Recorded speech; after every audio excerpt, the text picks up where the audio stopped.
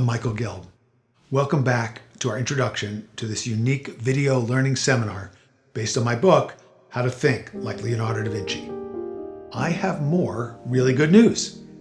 In a recent study entitled Aha and Ah, Creative Insight Triggers a Neural Reward Signal, published in a respected scientific journal, researchers found that creative insights known as aha moments, quote, trigger a burst of activity in your brain's reward system, the same system that responds to delicious foods, orgasms, and other basic pleasures.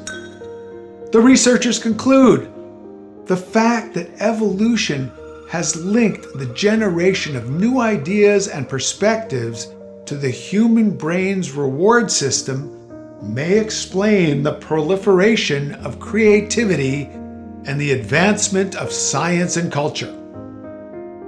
In this course, you'll discover the delicious pleasure of thinking creatively, of experiencing more ahas than ever before. And we will do it in a way that will help you generate new ideas and perspectives that will enrich your life in ways that are beyond what you may have imagined. Let's start with a simple question that will help you understand how you can begin to tap your vast Da Vincian powers. Where are you physically located when you get your best ideas? Where are you actually physically located? I've been asking this question to groups of all kinds around the world for years, and the number one answer is in the shower. Other common answers are in the bath, resting in bed, driving in my car, walking in nature. Almost no one responds that they get their best ideas at work. What's happening in the shower or the bed that isn't happening in the workplace? It's simple.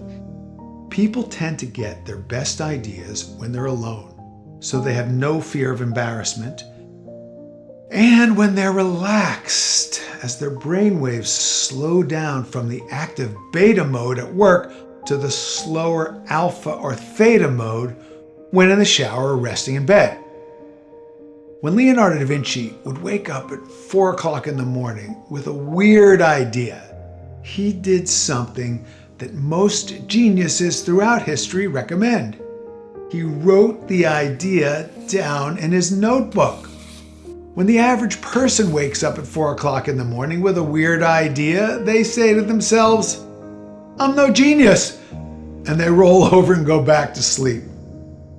The first and simplest practice for thinking like Leonardo is to keep a notebook or journal and write in it regularly.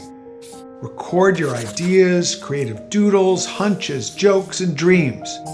Leonardo carried a notebook with him at all times so that he could jot down ideas and observations as they emerged.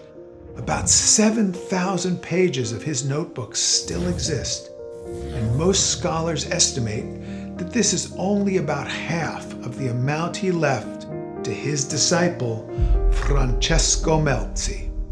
In 1994, Bill Gates paid $30.8 million for 18 pages of Leonardo's notebooks.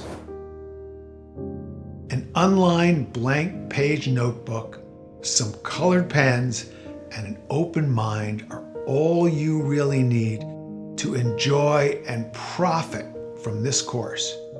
Treat your notebook like your cell phone or your wallet. Carry it with you everywhere.